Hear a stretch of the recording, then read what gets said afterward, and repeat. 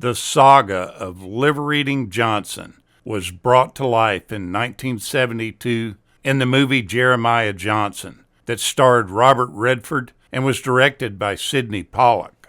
The script writing task was given to the amazing John Milius. Robert Redford had already become popular and rose to fame in his role in Butch Cassidy and the Sundance Kid before signing on to do this thought-provoking movie that instills in us adventurism and sparks our instincts on survival. His character of Johnson sets out to leave civilization behind and begin a new life away from all the things that he's grown to hate. Quickly he learns that wherever people go, their problems end up chasing them not far behind. The story of Jeremiah Johnson was based on a novel called Mountain Man by Verdus Fisher, and also another story called Crow Killer by Raymond Thorpe and Robert Bunker. In the movie, Jeremiah learns to hunt, fish, and basically take care of himself in this wilderness. He plays a Mexican-American war veteran that heads to the mountains to live in isolation. He's terribly equipped for this task at hand. But fortunately for him, he comes across a seasoned mountain man, played by Will Geer, and he's willing to help teach him the necessary things that he needs for survival. As he adapts and his life continues in the mountains, he finds himself a native bride, played by Del Bolton, and he also has an adoptive son, played by Josh Albee. But the Crow Indians come to call, and this threatens his once peaceful existence. This movie is beautifully shot in Utah. The cinematography is excellent, and it's just a pleasure to watch. I look at the film as mostly a survival film, but more than that, the film comes across as a very character-driven story. He struggles quite a bit at first, but as time progresses, it's apparent that Jeremiah can learn this way of life, and he eventually comes to find his place in this strange world.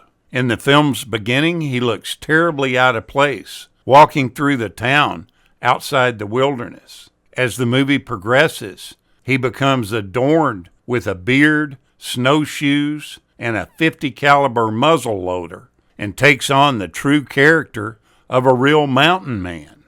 Brought to light in the movie are several Native American tribes that were big during this period. The Crow, the Blackfoot, the Flathead Indians, even the Apaches are mentioned. The leader of the Crow is identified in the movie as Paints His Shirt Red, played by the actor Joaquin Martinez. Jeremiah also meets Flathead Chief Two Tongues LeBeau and ultimately takes his daughter Swan as his bride. The role of Jeremiah Johnson was originally meant to be played by actor Lee Marvin, and then even Clint Eastwood, with Sam Peckinpah set to be the director. Peckinpah and Eastwood just didn't get along, so Peckinpah walked away from the film, and Eastwood decided to make Dirty Harry instead. The movie uses the beautiful and pristine setting of the Rocky Mountains as its backdrop. This cinematography is as stunning as anything that's ever been shot in the United States at the time. The story is set up like a journey up and down the mountain. The people that Johnson meets are like the waypoints along the mountain, and then he re-encounters them in the order that he first met them, as you would waypoints along a mountain trail. The pinnacle of this journey is the graveyard.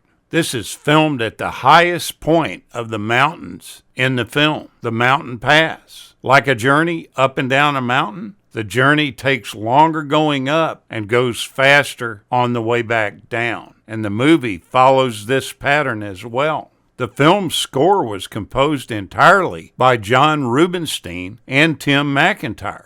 These guys are both actors, but in order to save money, the production company used them to put the music together. Filming was done almost exclusively in Utah and pretty near the ranch and property that Robert Redford owns. Bad weather was something that plagued the production the entire time, but they were still able to bring the film in on time and on budget. Numerous people got frostbite, and it was a constant chore to get each day's scenes done. Sometimes the temperatures dropped to minus 25 Fahrenheit while the filming progressed. In 1976, when the movie was aired as a TV movie on ABC, it outdid The Sound of Music, being the most watched television movie of that time. Now, most people, as they looked at the dailies, the studio included and the cast and crew,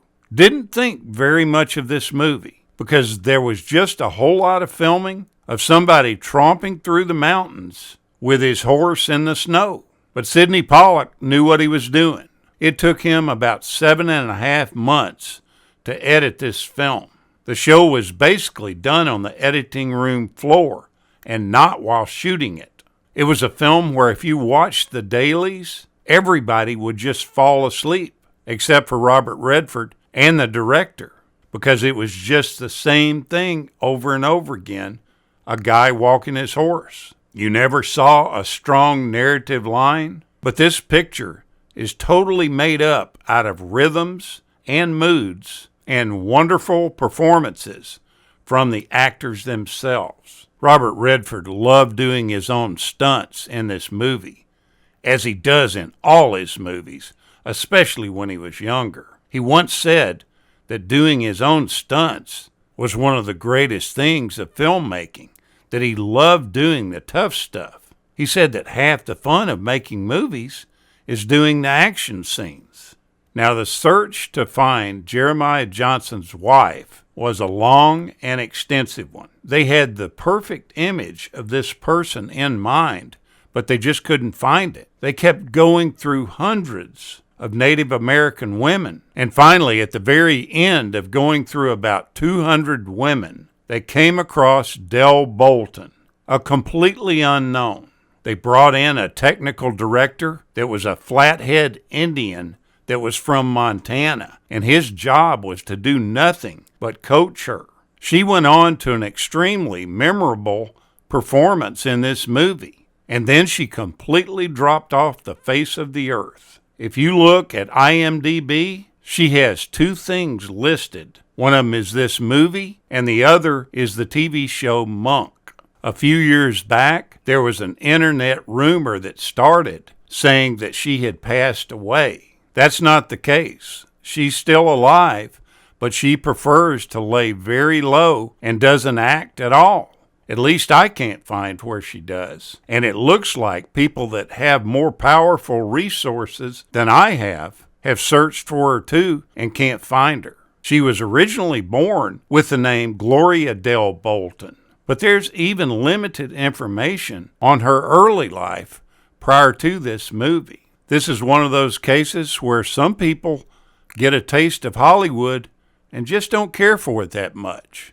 Jeremiah Johnson had its worldwide premiere on May 7th at the 1972 Cannes Film Festival. It was the first Western film to ever be accepted at this festival. The film earned about $8.3 million in U.S. and Canadian rentals by the end of 1973. All in all, the U.S. and Canadian gross was a total of about $44 million. The pace of this movie demands a real investment from the viewer, but you're completely rewarded with this thoughtful drama by a performance that's just outstanding from Robert Redford and his supporting cast. Take another look at Jeremiah Johnson.